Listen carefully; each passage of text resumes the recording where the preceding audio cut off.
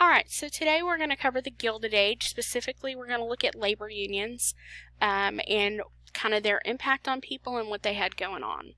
So here's your chart. If you need to pause this, go back, look over it, whatever you need to do is perfectly fine.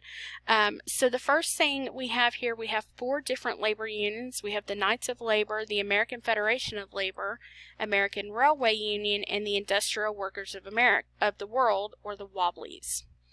Okay, the first leader is Powderly. That's for the Knights of Labor.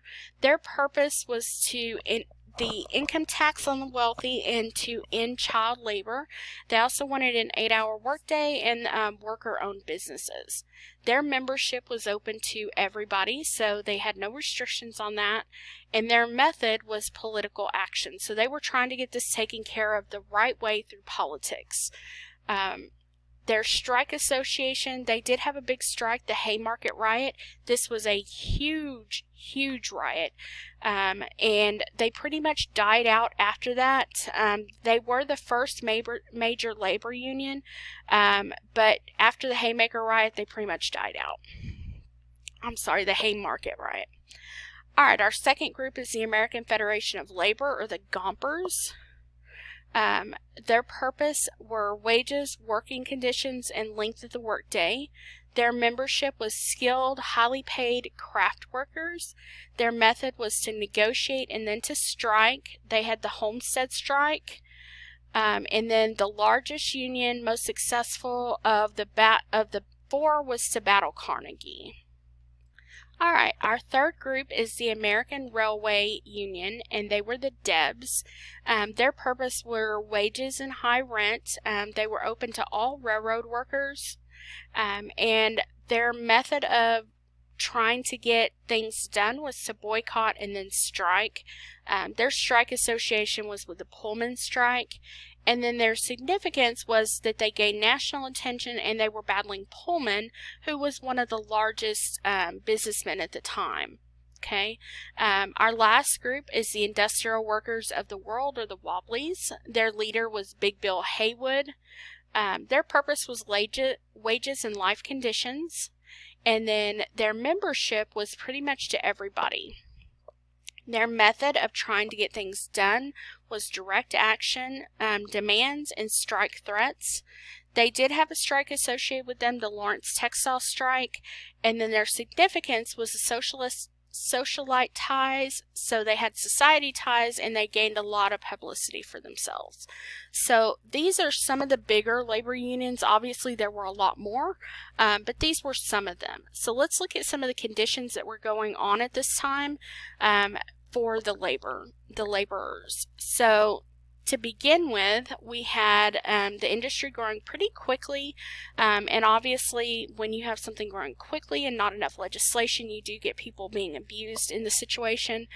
The average workday during this time was 12 to 14 hours a day, 6 days a week, which by today's standard is excessive.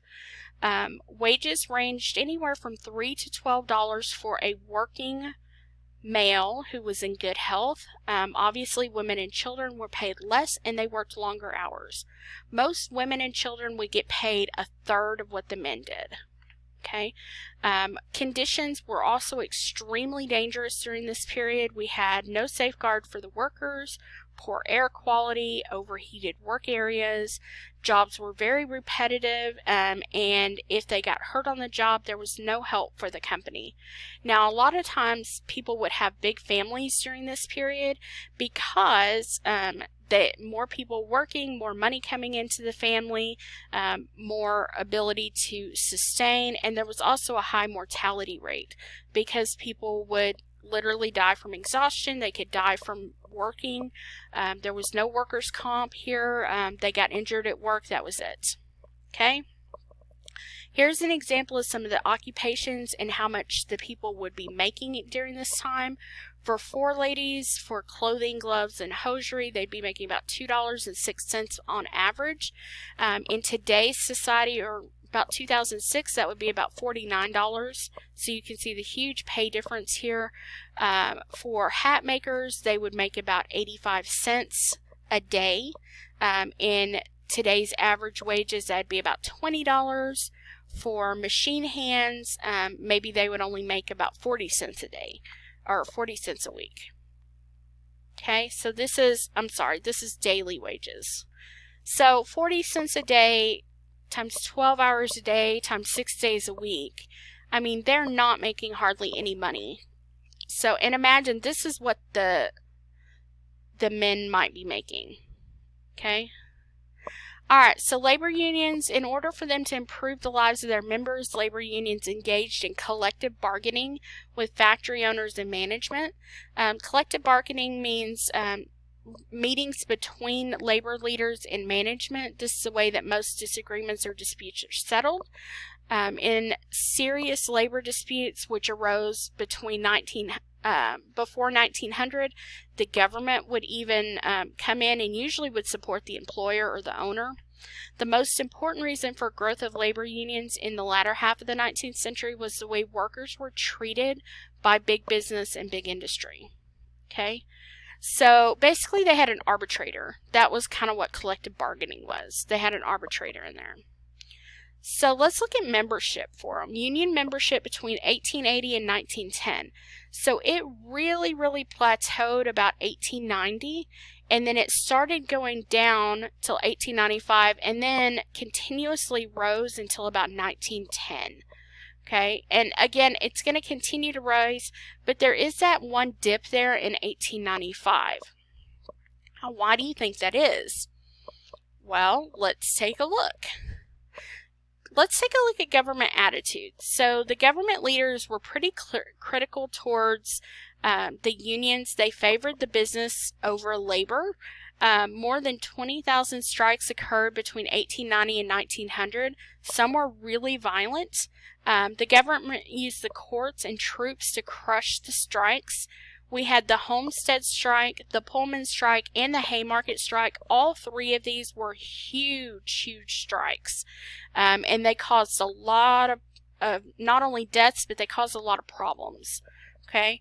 The workers and unions believed that the strikes were related to, the government believed that the strikes were related to anarchy and socialism, and the government feared that the strikes would have a negative impact on the economy. So they weren't looking at it as trying to help. They were looking at it more as, they're trying to, change the government. And that's not really what was going on.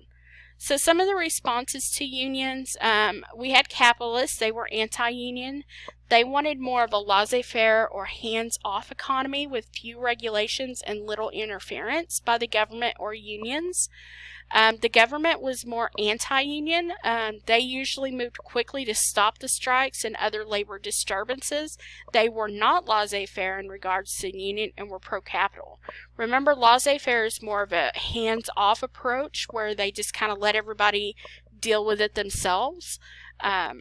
And the government was like, no. Okay, so what are some of the labor union alternatives? Well, we had the Socialist Party.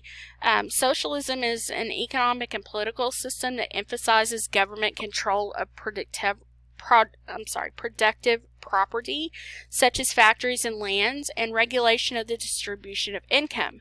Community ownership is preferred over private ownership, and the government control often replaces the free play of market forces. Okay, this includes former members of the Knights of the Labor and the American Railroad Unions, as well as many German and Russian Jew immigrants with European socialist backgrounds. So they had already come from a country that was socialist, and they saw the benefits of the Socialist Party in America.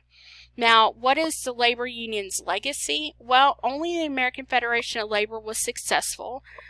Nothing overturned the new industrial order, and workers were willing at great risk to make their demands known and their voices heard. Okay, so we did get a lot of stuff from the labor unions, and they were very helpful. But again, there's always a downside to everything. And as we continue to learn, we will be doing all this as things start changing. Okay, if y'all have any questions, let your history teacher know, and we will be happy to discuss it. Have a great day, guys.